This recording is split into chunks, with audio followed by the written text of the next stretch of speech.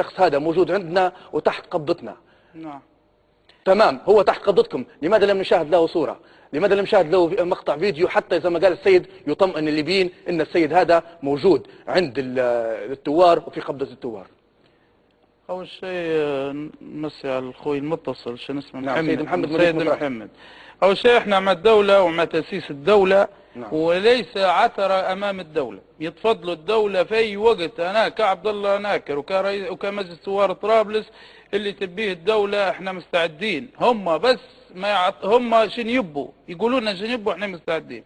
تسليم سلاحنا ليهم يتفضلوا، الثوار ينضموا ليهم يتفضلوا، يديروا لنا آلية. بس احنا طلبنا آلية، ما طلبناش المستحيل.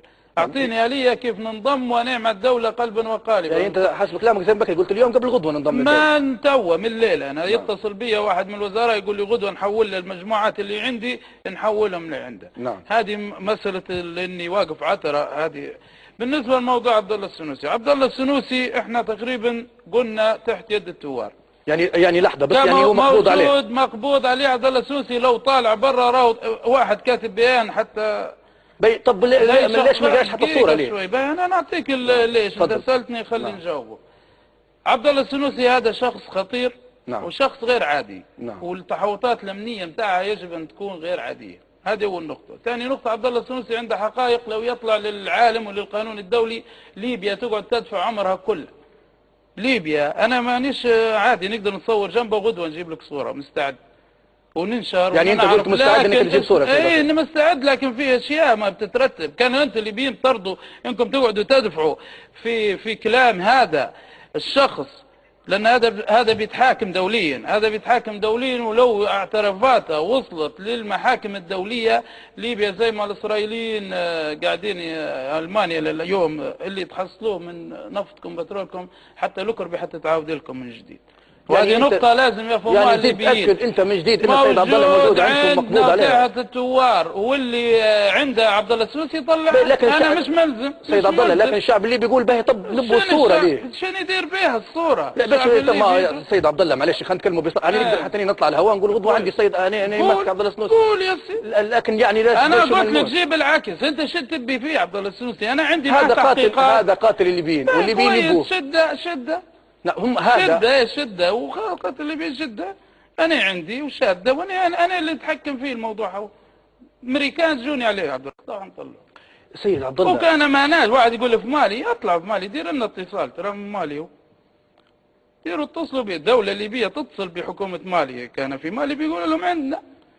يطلع في مؤتمر صحفي ترى يكتب واحد في بيان في نت. مشكلة الليبيين في الفيسبوك هذا مع احترامي ليهم راهو كلهم طحالب. مع احترامي الكلمة نبيش نقولها. نعم. يعني هذا أزلام بقايا يعني هم حشاك فيروسات نتاع القذافي. دايري الكبار يكتبوا من اللي منهم شاكير ومنهم حمزة التهامي نقول له حنا نتاعك قاعدة دسينها لك. يبي حتى نبعتوها له قال لي كان خشيت لطرابلس حنوني. يقول لما تصمها بالزهر قبل ما يدفع التوال الحقيقيين مع الناكر بالذات. مع الناكر بالذات يتكلموا ويعرفوا المصريين والاستخبارات المصريه يعرفوا التوار من هم ويعرفوا شنو يفعلوا ولا ما يفعلوش. نعم. سيد عبد الله كويس. هذه جزئيه نبي نرجع جزئيه عبد الله السنوسي. عبد الله السنوسي هذا ملك لكل الليبيين. هذا قتل جميع الليبيين. هذا قتل الليبيين حتى محمد القذافي وانا هرب حتى له هروب. شدوه الليبيين وهربوا. لكن انت لما تقول سيد عبد الله ان عبد الله السنوسي موجود عندك. عبد الله السنوسي انا قلت لك عندي في الوقت المناسب حنطلع لما نعرف تمينا منه ونعرف ان مش خروجه مش حيكون مؤثر على ليبيا. افهموا يا جماعه خروجه مش حيكون مؤثر على ليبيا. نعم. هذاك الوقت حيطلع وبعد ما نتموا منها التحقيقات. ووسعوا بالكم انتم شوي مساله وقت يعني بس. وان شاء الله الوقت قريب يعني نطمنكم ان الوقت قريب. نعم كويس. فهمتني. فهذا الموضوع يعني كثر فيه جدل في الفاضي يعني ليش يعني هم مش عارف اصطياد لعبد الله ناكر ولا ما فهمتش القصه. انا قلت لك عندي وطلع انت ما دام عندك وموجود طلع. يعني مش ملزم بتطليع عبد الله السنوسي. كويس.